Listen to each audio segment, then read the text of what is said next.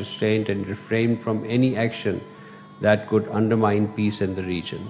The two leaders agreed upon the importance of sustained diplomatic engagement and dialogue and adherence to the commitments made by all parties under the Peace Islamabad Memorandum. His Highness the Amir thanked Pakistan's leadership for playing an active role, a leading role for peace in the region, and assured him of Qatar's continued support in this regard. And on the same day, our Prime Minister held a telephone conversation with the President of Iran, His Excellency Dr. Masoud Pezeshkian. During the warm and cordial telephone conversation, the Prime Minister expressed deep concerns over the recent escalation in tensions in the region and underscored the urgent need to restore regional peace and stability. He called on Iran and all other partners to exercise restraint and refrain from any action that could jeopardize the hard-earned peace achieved over the past 2 or 3 weeks. President Pezeshkian, on his part, reaffirmed Iran's commitment to peace and appreciated Pakistan's constructive support and sincere efforts for regional stability. The two leaders also reviewed implementation of the decision taken during President Pezeshkian's visit to Pakistan earlier this month and follow-up actions for further strengthened bilateral cooperation across diverse fields. Both leaders agreed to remain in close contact and continue consultations on matters of mutual interest and regional peace. And in the similar vein of our peace efforts, the Deputy Prime Minister and Foreign Minister on the 13th of July, Deputy Prime Minister, Foreign Minister Senator Mohammad Ishaq Dar held a telephone conversation with Saudi Foreign Minister Prince Faisal bin Farhan. They discussed recent regional developments, stressed restraint and dialogue, and agreed to remain in close contact. And on the 12th of July, the DPM and Foreign Minister held a telephone conversation with his Iranian counterpart, Foreign Minister Sayyid Abbas Araghchi, and they discussed the regional situation, emphasized de-escalation and diplomacy, and agreed to remain in close contact. On 13th July, this conversation with the Saudi Foreign Minister, in addition, also discussed regional developments, restrained dialogue, and both sides have since then remained in contact through diplomatic channels. Moving on to other developments, ladies and gentlemen, on 13th July, the Prime Minister, along with the former Prime Minister Mohammad Nawaz Sharif, accompanied by the Deputy Prime Minister and Foreign Minister, visited Doha. The purpose was to offer condolences to a long-standing friend of Pakistan, the Amir of Qatar, His Excellency Sheikh Hamad bin Khalifa Al Thani. We condoled with the present Amir and the Qatari leadership. President Asif Ali Zardari, ladies and gentlemen, visited Kyrgyz Republic from 6th to 9th July, marking the first trip by a Pakistani president to the Central Asian state for 21 years, and this visit was important in this context. The Deputy Prime Minister, Foreign Minister, earlier this morning, ladies and gentlemen, left for Shanghai. This morning, we issued a curtain raiser. The purpose of the visit is to attend the signing ceremony of the establishment of the World Artificial Intelligence Cooperation Organization, WICO, which is an initiative of the Chinese president. The Deputy Prime Minister and Foreign Minister will sign WICO's instrument on behalf of Pakistan as the founding member of this organization. We'll keep you updated of the Deputy Prime Minister's, Foreign Minister's other engagements in the region as they unfold, in Shanghai as they develop. On 9th of July, ladies and gentlemen, the Foreign Minister the Foreign and European Affairs Minister of Croatia, Gordon Grlic Radman, paid an official visit to Pakistan. This was at the invitation of the Deputy Prime Minister, Foreign Minister. The two sides held delegation-level talks covering bilateral relations of trade and investment, higher education, tourism, cultural exchange, defense cooperation, and collaboration at multilateral forums. They reaffirmed their commitment for expanding economic engagement, strengthening dialogue, and enhancing people-to-people contacts. Ladies and gentlemen, the 9th OIC Conference for Women was held in Islamabad this week. This was on Monday, 13th of July. 57 member states gathered for this 9th OIC Ministerial Conference on Women. The primary host was our Ministry for Human Rights, and around 190 delegates participated in the conference, which focused on the theme socio-economic and political empowerment of women in OIC countries, challenges and the way forward. Yesterday, Pakistan and Portugal held their annual bilateral consultations in Islamabad. Ambassador Aisha Ali, our Additional Secretary for Europe, and Ambassador Helena Malkata, the Director General for Foreign Policy, led the two respective delegations. We issued a press release on this late last evening.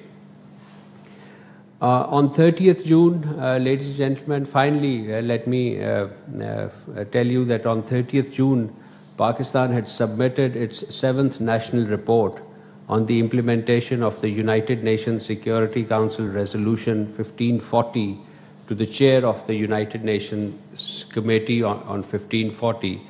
This committee, ladies and gentlemen, in 2004, Security Council adopted a resolution 1540 on proliferation of weapons of mass destruction. So under this, as a result, pursuant to this resolution, a Security Council's Committee on 1540, it's called the 1540 Committee, was established. And Pakistan has been reportedly sending its national reports on our legal and administrative measures taken by Pakistan to prevent proliferation of nuclear, chemical, and biological weapons and their means of delivery.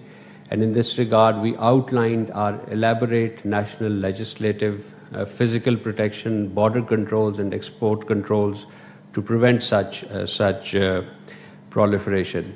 Since its inception in 2004, this is the 7th report. So in the last 22 years, you could see that on the average, we have been submitting its report roughly every 3 years. So this is an important development that I wish you to be of.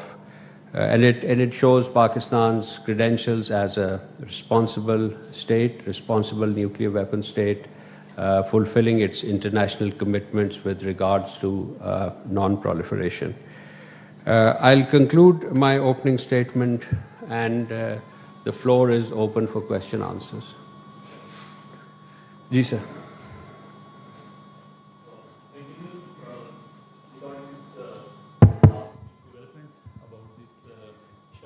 A convicted ringleader of the Rochdale child grooming gang, is released from prison after 14 years, and now UK government has said that they are in discussion with Pakistan regarding his possible removal. Of course, there is multiple reports that he is a British Pakistani, his still status is. Can you confirm whether the UK has formally approached Pakistan on this matter? If so, what has Pakistan's response been? Thank you.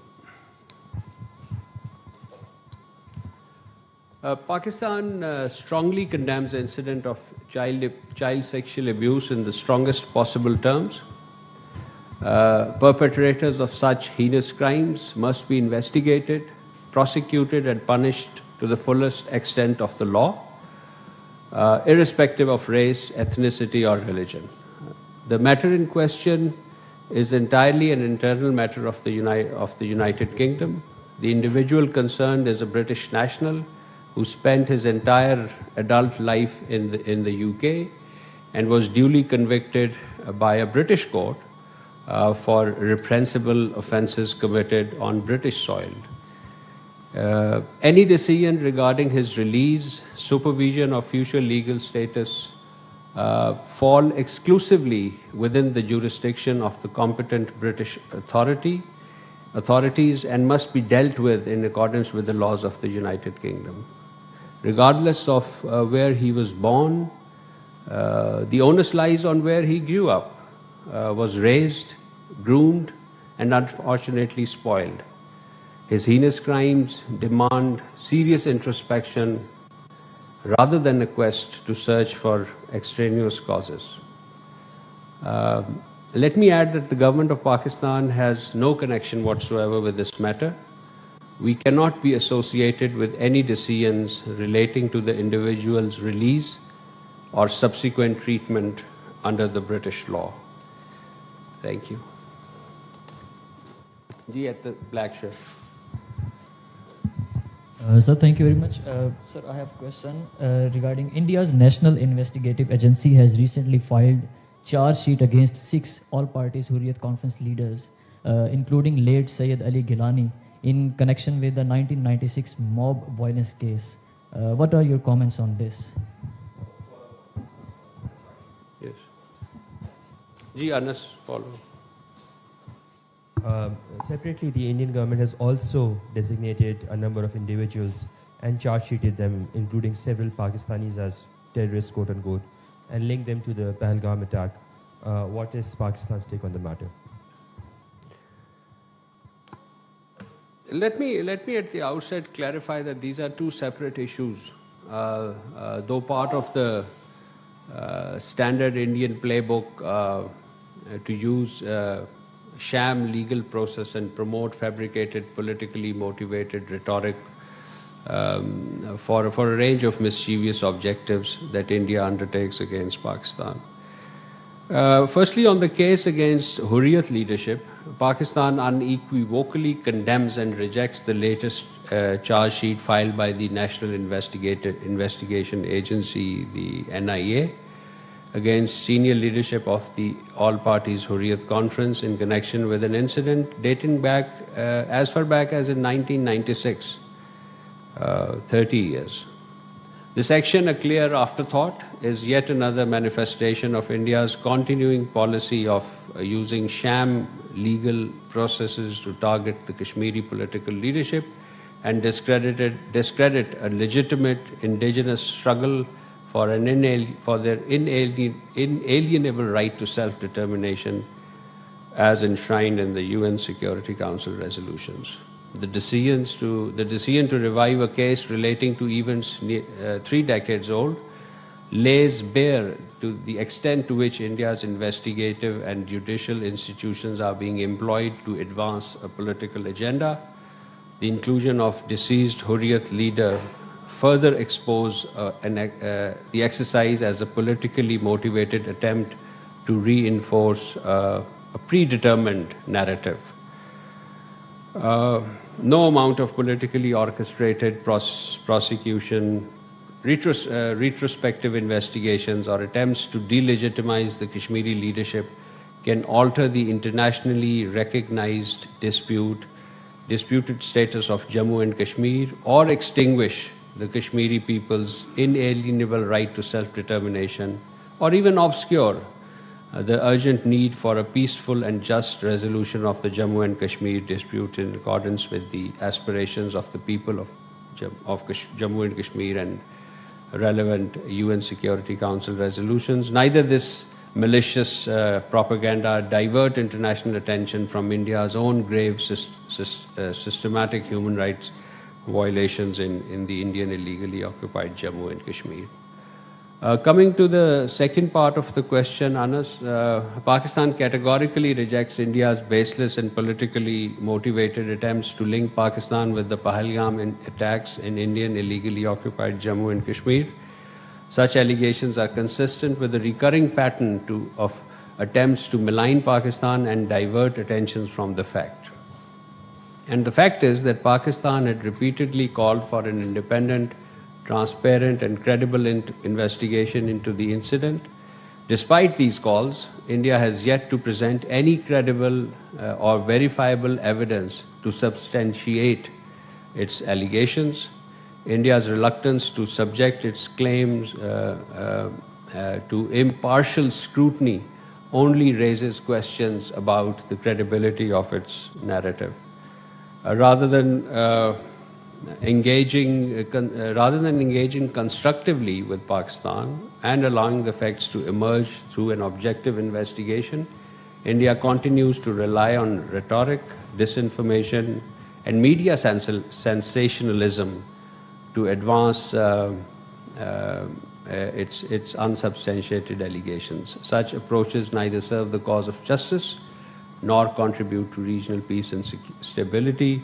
So instead of making unfounded accusation against others, India should undertake a sincere reflection on its own record, including its policies and actions in Indian illegally occupied Jammu and Kashmir, and its continued sponsorship of terrorist activities that Pakistan has consistently raised with the international community, not just in Pakistan, but in Western countries as well.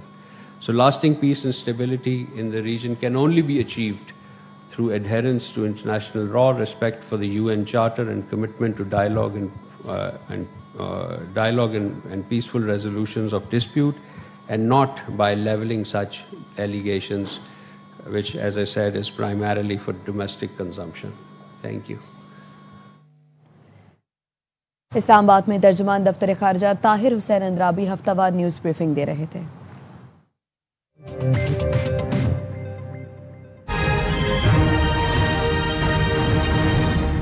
चाहे धूप हो या पसीना, Sunsilk black shine Vita gloss complex के साथ